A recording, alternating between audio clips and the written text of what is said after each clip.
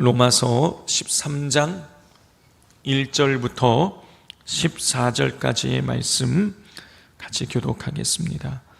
각 사람은 위에 있는 권세들에게 복종하라. 권세는 하나님으로부터 나지 않음이 없나니 모든 권세는 다 하나님께서 정하심 바라.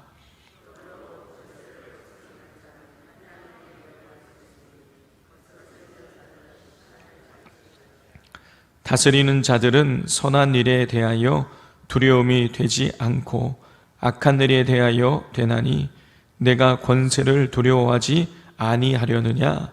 선을 행하라. 그리하면 그에게 칭찬을 받으리라.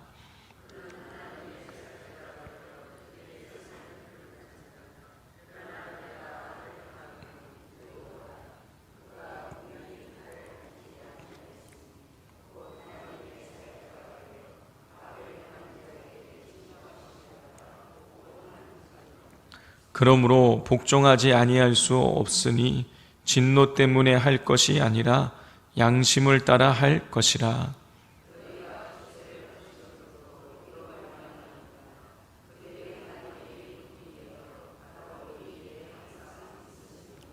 모든 자에게 줄 것을 주되 조세를 받는 자에게는 조세를 바치고 관세를 받는 자에게 관세를 바치고 두려워할 자를 두려워하며 존경할 자를 존경하라.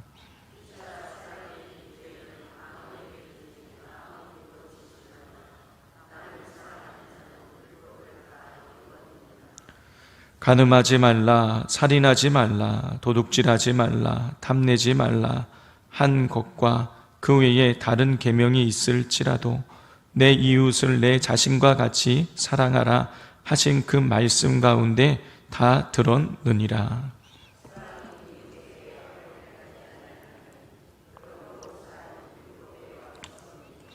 또한 너희가 이 시기를 알거니와 자다가 깰 때가 벌써 되었으니 이는 이제 우리의 구원이 처음 믿을 때보다 가까웠음이라.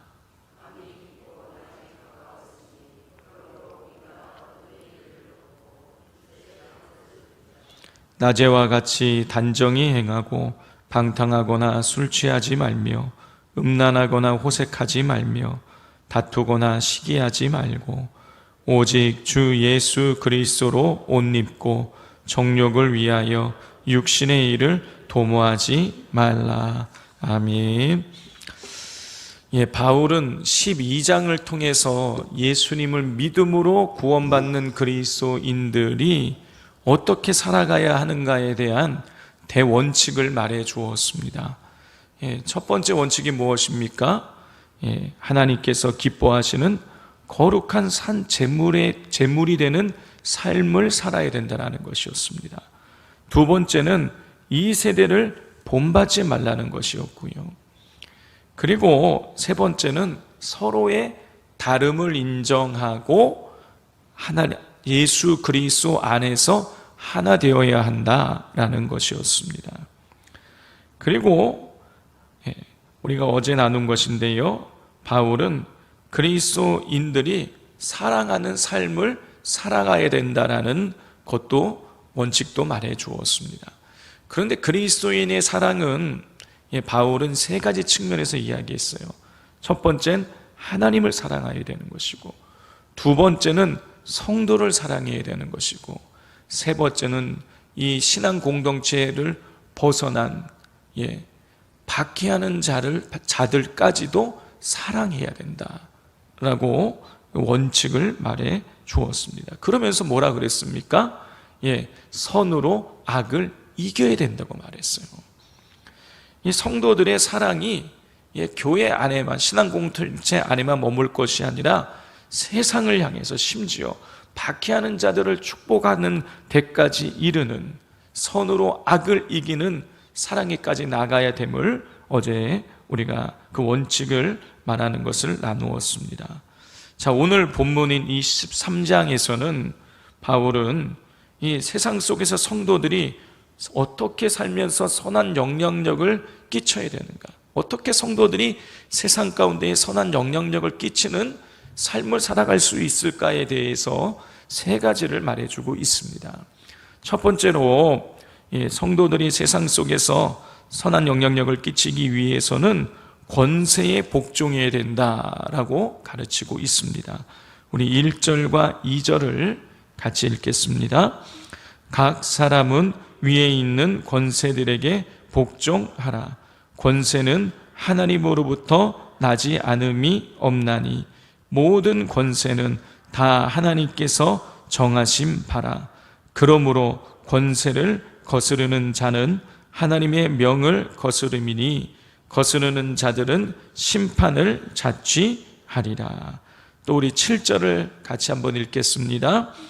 모든 자에게 줄 것을 주되 조세를 받는 자에게는 조세를 바치고 관세를 받는 자에게 관세를 바치고 두려워할 자를 두려워하며 존경할 자를 존경하라. 바울은 우리가 방금 읽은 것처럼 세상의 권세들에게 복종하라고 권면하고 있습니다. 왜 우리가 세상의 권세들에게 복종해야 되는 것이냐? 모든 권세가 하나님께로부터 나왔기 때문이라는 것이죠. 하나님이 어떤 사람을 지도자로 세우지 않으셨으면 그 사람이 그 지도자가 될 수 없다라는 거예요. 그를 세우신 분이 하나님이시기 때문에 하나님께서는 그 사람에게 복종하는 것이 곧 하나님께 복종하는 것이기 때문에 그 권세들에게 복종하라고 하나님 가르쳐 주고 계시는 것이죠. 자, 여기에서 이 복종한다라는 단어는 휘포타소라는 단어인데요. 무슨 뜻이냐? 반드시 지켜야 된다는 거예요. 그러니까 이 세상의 권세들에게 우리가 반드시 복종을 해야 된다라고 가르쳐 주고 있는 것이죠. 그러므로 우리 믿는 자들도 우리 나라의 국가에 대한 권세들에 복종해야 되는 것이죠. 조세를 받는 자에게 조세도 바치고 관세를 바치고 이렇게 하라고 지금 가르쳐 주고 있는 것입니다. 그런데 한번 생각을 해 보십시오. 지금 이 당시에 이 로마서가 쓰여지고 있을 당시에는 이 기독교에 대한 어떤 아주 본격적인 이런 박해가 막 일어나고 있는 상황은 아니지만 그래도 믿는 자들이 많이 차별당하고 있었어요. 그럼에도 불구하고 믿는 자들이 세상으로부터 차별받고 있는 상황임에도 불구하고 권세에 복종하라는 것이죠. 자, 두 번째로 바울이 믿는 자들이 세상 속에서 선한 영향력을 나타내기 위해서는 두 번째로 사랑의 빛 외에는 아무런 빛도 지지 말라고 권면을 합니다. 다시 말해서 사랑을 실천하는 삶을 살라는 것이에요.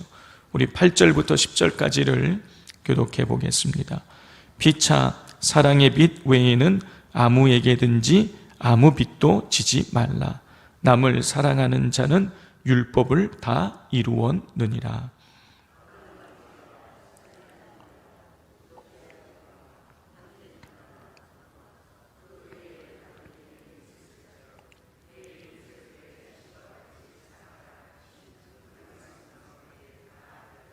함께 읽겠습니다. 사랑은 이웃에게 악을 행하지 아니하나니 그러므로 사랑은 율법의 완성이니라. 바울은 사랑의 빛 외에는 빛을 지지 말라고 말하고 있습니다. 여기에서 빛이라고 번역된 오페일로라는 헬라어의 뜻은 뭐냐? 의무예요, 의무. 그러니까 사랑의 빛이라는 것은 사랑을 반드시 실천해야 되는 의무를 말하는 거예요. 그러니까 사랑의 빛 외에는 아무에게도 빛을 지지 말라라는 얘기는 결국 하나님께서 우리 믿는 자들에게 세상을 사랑하고 이웃을 사랑하라는 의무를 주셨으니 그 의무를 반드시 이행하라, 그런 뜻인 거예요. 세상 속에서 사랑을 실천하며 살아가는 것, 그게 그리스도인의 의무라는 것이죠. 자, 그러면서 이 바울이 사랑을 반드시 실천해야 된다라고 말하면서 예로 든 것이 9절에 보면 십계명의 말씀이에요. 자, 구약의 십계명은 크게 두 부분으로 나누어져 있죠. 하나님 사랑과 이웃 사랑. 네, 그러니까 결국은 이 십계명에 있는 계명도 우리가 결국은 무엇입니까? 사랑을 실천하라는 계명인 거예요. 하나님에 대한 사랑을 실천하고 이웃에 대한 사랑을 실천하라는 것이죠. 그렇기 때문에 이 사랑을 우리가 실천하는 삶을 살아가면 우리는 하나님께서 말씀하신 율법을 다 지키게 되는 것이죠. 그래서 우리 8절을 보면 피차 사랑의 빛 외에는 아무에게든지 아무 빛도 지지 말라. 남을 사랑하는 자는 율법을 다 이루었느니라. 또 10절을 보면 사랑은 이웃에게 악을 행하지 아니하냐니 그러므로 사랑은 율법의 완성이니라. 우리 십계명의 말씀이 십계명의 말씀을 풀어놓은 것이 그 율법인 거예요. 근데 십계명의 말씀이 하나님 사랑과 이웃 사랑이니까 사랑을 실천하면 율법을 다 지키게 되는 것입니다. 그러므로 사랑이 율법의 완성인 것이에요. 그러므로 우리는 사랑하는 삶을 살아가야 되는 것입니다. 믿는 자들은 세상 가운데에 나아가서 12장에서 말하고 있는 대로 이웃을 사랑하는데 심지어 나를 박해하는 자들까지 사랑하는 삶을 살아갈 때에 이 세상 가운데에 선한 영향력을 드러낼 수 있게 되어진다는 것입니다. 자, 마지막 세 번째로 바울은 이 세상 가운데 선한 영향력을 드러내기 위해서는 어둠의 일을 벗고 빛의 갑옷을 입으라고 권면해요. 우리 11절부터 14절까지 교독해 보겠습니다. 또한 너희가 이 시기를 알거니와 자다가 깰 때가 벌써 되었으니 이는 이제 우리의 구원이 처음 믿을 때보다 가까웠음이라.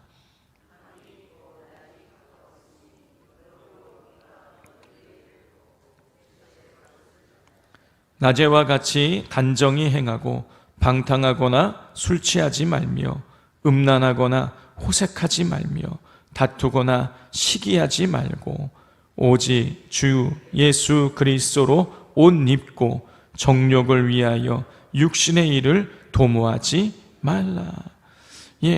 바울은 11절에서 너희가 이 시기를 알거니와 자다가 깰 때가 벌써 되었으니 이는 이제 우리의 구원이 처음 믿을 때보다 가까웠음이라.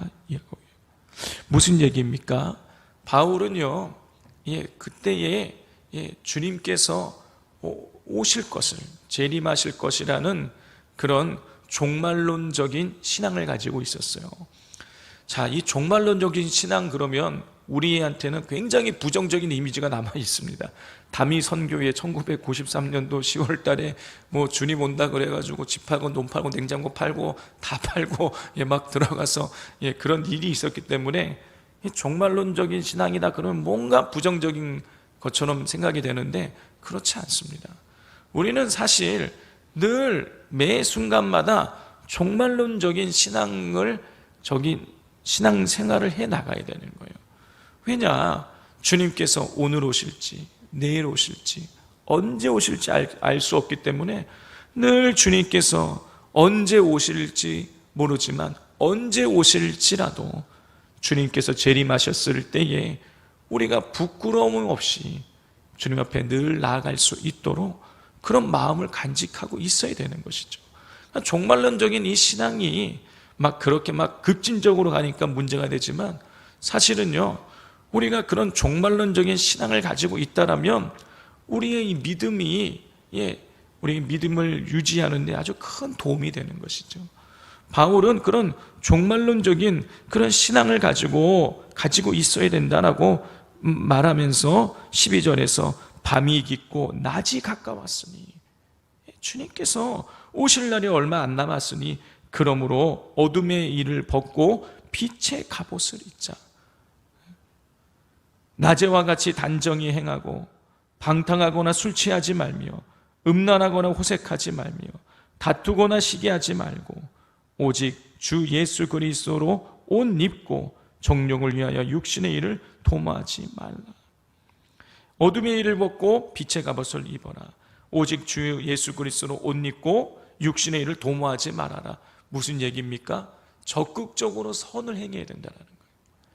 예수님께서 오실 때에 부끄러움이 없이 적극적으로 선을 행하는, 돌이킬 것은 돌이키고, 죄악을 벗어버리고 적극적으로 선을 행하는 삶을 살아갈 때에 우리가 하나님 앞에서 부끄러움이 없는 모습으로 살아갈 뿐만이 아니라 세상에 거룩한 영향력을 미치게 된다는 것이죠. 그러므로 성도 여러분, 우리도 이 바울과 같이 우리가 주님이 언제 오실지 내일 오실지 모르는 그런 종말론적인 신앙, 그리고 우리가 개인의 종말도 있죠. 개인의 종말이 무엇입니까? 죽음이죠. 우리가 오늘 죽을지 언제 죽을지 알 수가 없어요. 그러나 죽게 되면 반드시 하나님 보좌 앞에 나가서 우리는 심판을 받게 될 텐데, 우리가 개인적인 종말이 온다고 할지라도, 죽음이 온다고 할지라도 그 죽어서 하나님 만났을 때에 부끄러움이 없는 영적으로 깨어있는 삶을 살아가야 되는 것이죠. 그러므로 늘 우리가 영적인 그런 긴박성, 그런 텐션을 유지하면서 하나님 보시기에 날마다 부끄러움 없이 깨어서 선을 행하고 어둠의 일을 벗어버리는 삶을 살아가실 수 있기를 바랍니다. 우리 이 시간 같이 기도하기를 원합니다. 하나님, 우리가 세상의 권세에 하나님 순종하라고 말씀하셨는데, 하나님, 우리가 세상의 그 질서를 우리가 잘 지키고 또 순종할 수 있게 해달라고, 우리가 순종하는 이 권세들이, 이 나라의 권세자들이 정말 하나님 보시기에 흠이 없이 온전한 모습으로 하나님 살아가고 하나님의 뜻에 합당한 사람들이 되어질 수 있게 해달라고 기도해 주시고, 또 사랑의 빛 외에는 아무 빛도 지지 말라고 말씀하고 계십니다. 우리가 이웃을 사랑하고 심지어 박해하는 자들까지 축복할 수 있는 그런 사랑의 단계까지 우리가 나아갈 수 있게 해달라고, 우리의 힘으로는 사랑할 수 없으니 성령의 능력을 베풀어 주셔서 주의 사랑을 실천하며 살아가고 어둠의 일을 벗어버리고 낮의 일을 행할 수 있게 해달라고 기도해 주시고, 또 거문도 선교 하나님께서 날씨를 주관하여 주시고 바다가 잔잔하게 해달라고 기도해 주시고, 또 그곳에서 만나는 모든 사람들 하나님 예수 그리스도의 복음의 향례를 맡고 그리스도께 돌이켜지는 역사가 이루어지게 해달라고 기도해 주시고, 오늘 저녁에 있을 금요 기도회를 위해서 새 은혜를 부어달라고, 치유와 회복이 일어나는 능력의, 성령의 능력이 이루어지는 거룩한 현장이 되어지게 해달라고 기도해 주시기를 바랍니다. 이 시간 우리 주여 삼창하고 기도하겠습니다. 주여, 주여, 주여.